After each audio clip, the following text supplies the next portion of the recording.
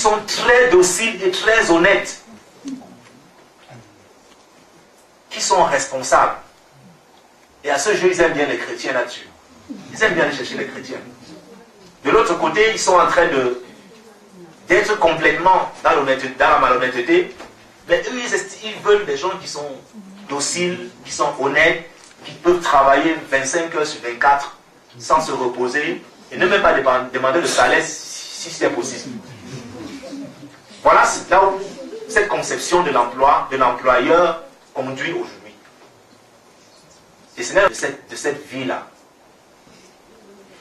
Maintenant, du point de vue de l'employé, pour l'employé, le lieu d'emploi est l'endroit rêvé pour gagner le maximum d'argent. Pour avoir le maximum d'honneur. Je suis directeur général. Je suis directeur. Je rencontre lesquels. Voilà. Et on donne les ordres. Ses collaborateurs. Ses collaborateurs n'aiment pas le patron. Ses collaborateurs sont ses esclaves. Sans se poser la question de savoir, la quinzaine que je demande, ça vient d'où? Qui a travaillé cette quinzaine-là pour que je l'aie? Elle aussi a son objectif. L'employé utilisera tous les moyens pour atteindre son but.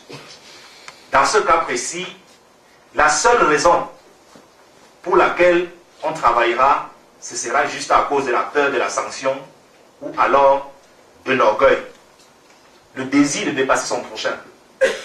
C'est-à-dire quoi? C'est-à-dire que dans un environnement pareil, la seule raison qui peut pousser un employé à bien travailler, c'est uniquement parce qu'il a peur de la sanction, ou alors parce que il faut qu'il dépasse son collègue là.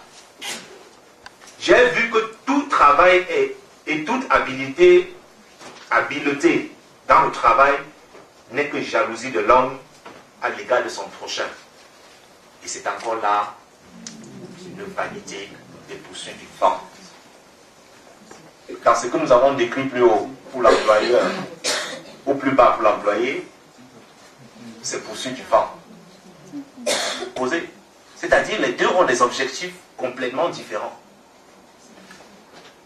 Le travail est très souvent transformé en jungle, où tout y passe. Coup bas, vol, escroquerie, fourberie, sorcellerie, et parfois même jusqu'au meurtre. Le chrétien dans cette jungle-là, parce que le chrétien n'est pas à l'écart, le chrétien travaille dans cet environnement. Où est-ce qu'il se retrouve là-dedans?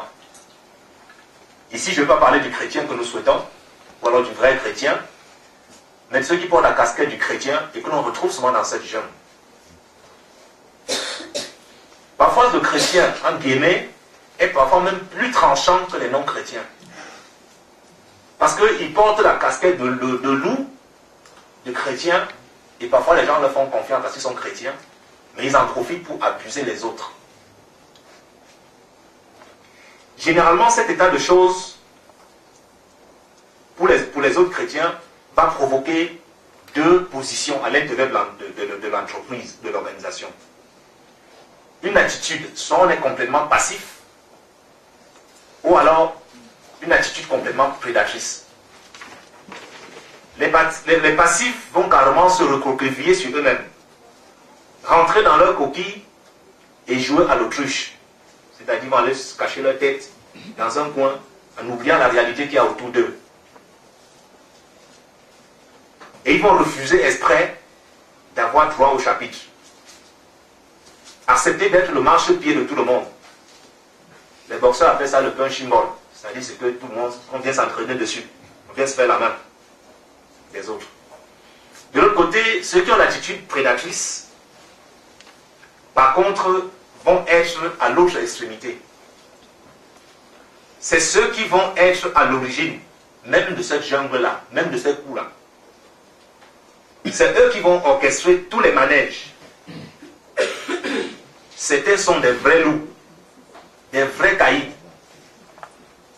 Parfois, vous voyez ceux qui se disent chrétiens, parfois en entreprise, vous avez la chair de poule.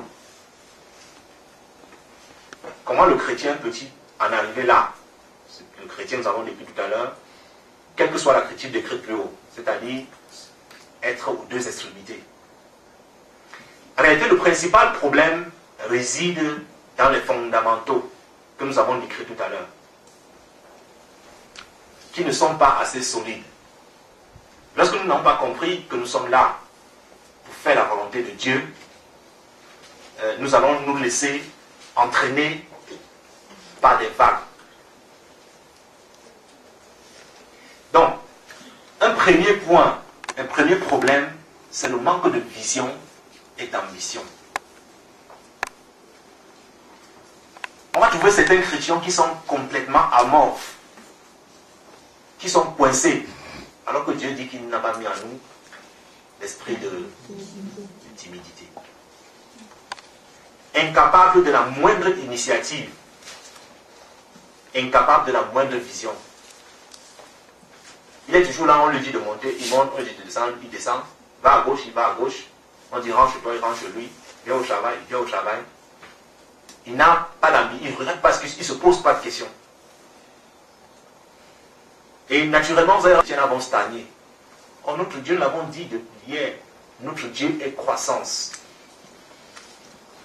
Tout à l'heure, je vais bien repréciser ce que j'entends par croissance à l'intérieur de l'entreprise. Notre Dieu, il est croissant. Ça veut dire qu'on doit aller de l'avant. Aller de l'avant, ça ne veut pas dire qu'il faut être absolument directeur général. Ce n'est pas la même chose. Dieu dit que Caïn se mettait à errer. C'est un chrétien erre. Ils sont là, ils sont passés à gauche, à droite. Alors qu'ils sont avec le roi. Il y a un autre point, c'est la paresse et la tricherie. Certains chrétiens ne veulent pas travailler, bien aimé. Certains chrétiens ne veulent pas travailler. Certains choisissent le genre de travail qu'ils doivent faire, sans se demander est-ce que c'est la volonté de Dieu ou pas. Et à ce titre, ils vont toujours chercher des raccourcis. Ce qui les conduit naturellement à la tricherie, ou bien complètement l'ordre du Seigneur qu'il a donné dans Genèse 3,19, on l'a dit tout à l'heure, tu mangeras ton pain à la sueur de ton front. Les chairs aussi a un prix, sauf qu'il est beaucoup plus coûteux ce prix-là. Le prix pour travailler et rester dans la croissance, ça a un prix. Seulement, on peut aussi décider de se croiser les mains. Sauf que ça aussi, ça a un coût. Ça a un coût. Et ce coût-là, il est beaucoup plus élevé que le coût du travail. Donc, nous ne pouvons pas construire notre pièce de puzzle que nous avons présentée tout à l'heure en paraissant ou alors en empruntant des voies détournées. Tout à l'heure, nous avons cité l'exemple de Noé lorsqu'il construisit l'arche. Il a été conforme à tout modèle. Il n'a pas dit que oh c'est beaucoup, oh c'est petit, oh ici là, le coin là non. Il faut qu'on arrange un peu pour que ce soit comme ça. Non. Il a fait selon le modèle. Un autre facteur, c'est la peur. Certains chrétiens vivent en permanence dans la peur. Ils ont peur de tout.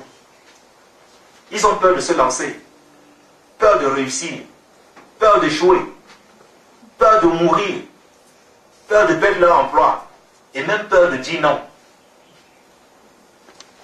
Au verset 18, la crainte n'est pas l'amour, mais l'amour parfait bannit la crainte.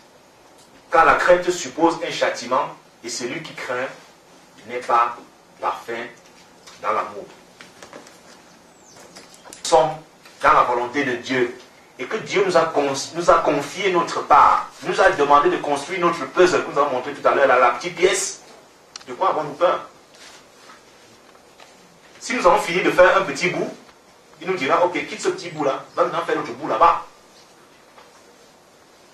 Mais si nous nous accrochons à ce bout-ci là, nous accrochons là-dessus parce que nous avons peur de perdre notre emploi, on s'accroche dessus par tout le monde, on se compromet, tous les messages que nous recevons, ça passe au-dessus de nous parce que nous avons peur de perdre notre emploi. Oh, quand on va perdre l'emploi, on va faire comment, on va faire comment pour manger.